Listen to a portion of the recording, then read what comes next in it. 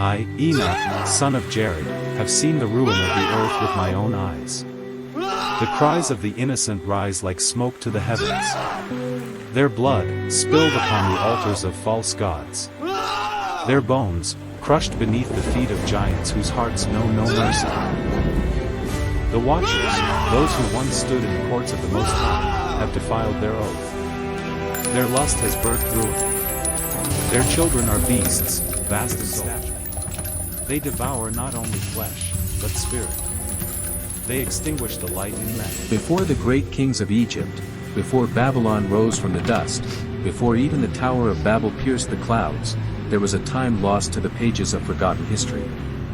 A time when heaven touched earth, and corrupted it. This is not mythology. It is not fantasy. It is a story rooted in the oldest texts of mankind, in the ancient scrolls of the Book of Genesis, and echoed across cultures from Mesopotamia to the highlands of Peru. A tale of angels, who fell. Of giants, who ruled. And of mankind, who almost perished. This is the story of the Watchers. Of the Nephilim. And of the flood that nearly erased us from existence. Genesis 6 opens with a cryptic yet chilling account. When human beings began to multiply on the face of the earth, and daughters were born to them, the sons of God saw that the daughters of humans were beautiful, and they took them as wives, whomever they chose. Genesis 6 verses 1 to 2. But who were these sons of God? In Hebrew, they are called the B'nai Elohim. Divine beings, angelic watchers assigned to oversee mankind. Not fallen yet, but on the edge of rebellion.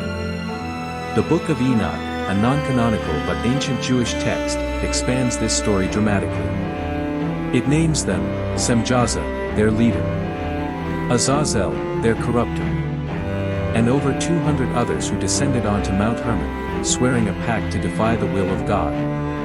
They did not simply marry humans. They bred with them. And from this forbidden union, something monstrous was born.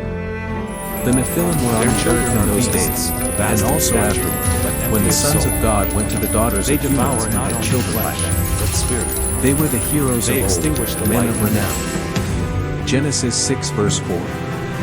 The word Nephilim comes from the Hebrew root NPL, meaning to fall. Some interpret it as the fallen ones. Others, more literally, as giants. These were not mythical heroes. They were hybrids, creatures of divine power and human flesh.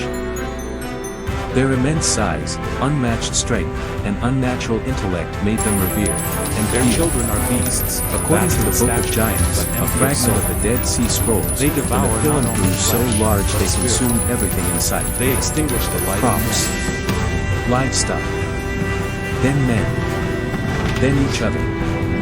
Their reign became a horror story written in blood. Civilization itself began to crumble under their tyranny. Mankind, God's image bearers, were being genetically overridden. The divine order was collapsing. And God looked upon the earth, and was grieved. The Lord saw how great the wickedness of the human race had become, that every inclination of the thoughts of the human heart was only evil all the time. The Lord regretted that he had made human beings on the earth, and his heart was deeply troubled. Genesis 6 verses 5 to 6. But this was more than moral corruption. It was biological contamination. Humanity's DNA had been tampered with. The Nephilim were not just tyrants, they were an extinction event. So God passed judgment. I will wipe from the face of the earth the human race I have created, for I regret that I have made them. Genesis 6 verse 7. But in the midst of chaos, one man found favor. Noah. A righteous man, blameless among his people. He walked faithfully with God. Genesis 6 verse 9. Why Noah? The Hebrew word used to describe him, tamim, implies not just moral integrity, but genetic purity. His bloodline remained untouched by the Nephilim. He was the last hope. So why does this matter? Because it is not just ancient myth or spiritual allegory. It is a warning. The Watchers fell because they blurred the lines between heaven and earth. The Nephilim rose because boundaries were crossed. And mankind nearly ended because divine order was violated. In an age of artificial intelligence, gene editing, and transhumanism, are we once again standing on the edge?